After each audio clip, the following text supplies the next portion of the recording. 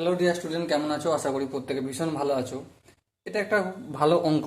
আমি randomly practice করতে করতে দেখতে পেলাম মাধ্যমিকের বা জেক্সপো যে পরীক্ষা হয়, তো দেখলাম কি আছে যে এরকম একটা ত্রিভুজ আছে আর এরকম একটা সার্কেলের অর্ধেকের অর্ধেকটা রয়েছে।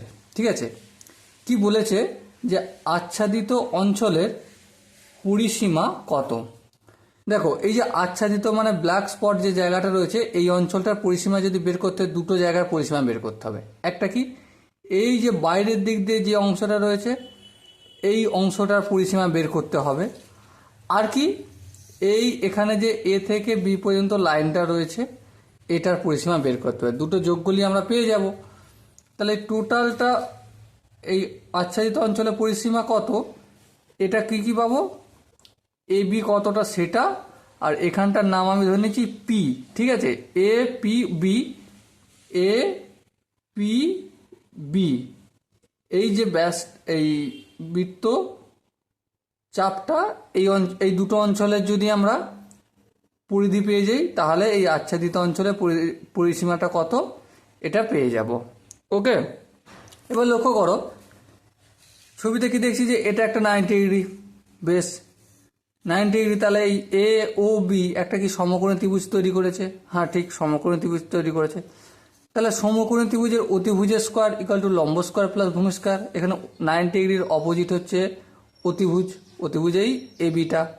তাহলে A B A square equal to কি, তো ইকুয়াল টু কি লম্ব স্কোয়ার প্লাস ভূমি স্কোয়ার। লম্ব বলতে এখানে ও এ নিচ্ছি আমি লম্ব, ও এ স্কোয়ার, আর ওবি হচ্ছে কি ভূমি ধরে নিলাম। বেশ, এবার লক্ষ্য করো এটা একটা সার্কেলের 1/4 ভাগ, মানে এই সার্কেলটা এরকম করে একটা সার্কেল রয়েছে, তাই না? তো সার্কেলের যদি 1/4 ভাগ হয় আর সার্কেলের যদি এটা হচ্ছে বাউন্ডারি হয়, তাহলে ও এ কি, ও এটা একটা ব্যাসার্ধ, ওটা কেন্দ্র, আর ওবিটাও একটা ব্যাসার্ধ। তাহলে এবার বলো ওবিটারও যেই দৈর্ঘ্য হবে আর ও এরও সেই দৈর্ঘ্য হবে। হ্যাঁ ঠিক তাই। তাহলে এখানে আমি ও এর জায়গায় ওবির দৈর্ঘ্যটা লিখব 14 স্কোয়ার, প্লাস ওবির দৈর্ঘ্য তো বলে দিয়েছে 14 সেন্টিমিটার, অতএব এখানেও 14 স্কোয়ার লিখলাম। লক্ষ্য করো এখানে একটা 14 স্কোয়ার, এখানে একটা 14 স্কোয়ার, তাহলে টোটাল কটা 14 স্কোয়ার হলো, দুটো। তাহলে 2 ইন্টু 14 স্কোয়ার, এটা কি, এটা এবি স্কোয়ার, এবি স্কোয়ার। এবার লক্ষ্য করো আমি যদি বোথ সাইডে রুট আনি কি হবে, তাহলে এবি স্কোয়ারটা এবি হয়ে যাবে, রুট স্কোয়ার ক্যান্সেল আউট হবে, দুইটায় কি হয়ে যাবে, রুট হয়ে যাবে, আর 14 স্কোয়ার আর রুট আনলে শুধুমাত্র 14 বাঁচবে। তাহলে এবিটা আমি পেয়ে গেলাম। বেশ, এবার লক্ষ্য করো এইটা সার্কেলের, ধরো এটাকে আমি এইভাবে নিলাম, ঠিক আছে, সার্কেলের এই অংশটা হচ্ছে আমার এই অংশটা, ঠিক কিনা? হ্যাঁ, তাহলে অ্যাকচুয়ালি সার্কেলের যে টোটাল পরিসীমা তার 4/1 হ্যাঁ ঠিক।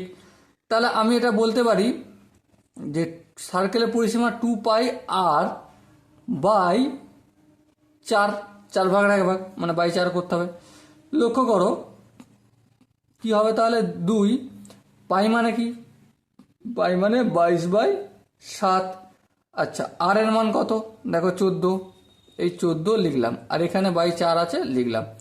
7 1 7, আচ্ছা 7 2, আচ্ছা 7 2 14, 2 2 1 2, 2 2 4, এই 2 1 2, এই 2 1 2, তাহলে কত হলো, 22 সেন্টিমিটার আনসার হলো। তাহলে এখানে দেখো ও পিবি কত পেলাম, ওপিপি পেলাম আমি 22 সেন্টিমিটার, আর এবিটা কত পেলাম, √2 14, √2 ইন্টু 14, এটা ভালো করে লিখে দিই। এবিটা কত পেলাম, √2 ইন্টু 14 প্লাস এপিবি কত পেলাম আমি, এই 22 টোটাল সেন্টিমিটার। তাহলে আচ্ছাদিত অঞ্চলের পরিসীমাটা কত, √2 ইন্টু 14 প্লাস 22 সেন্টিমিটার আনসার হলো। ওকে, সো আশা করি তোমাদের ভালো লেগেছে অঙ্কটা। এই টাইপের অঙ্ক আরও পেলে তোমাদের জন্য আনবো। থ্যাংক ইউ, জয় হিন্দ।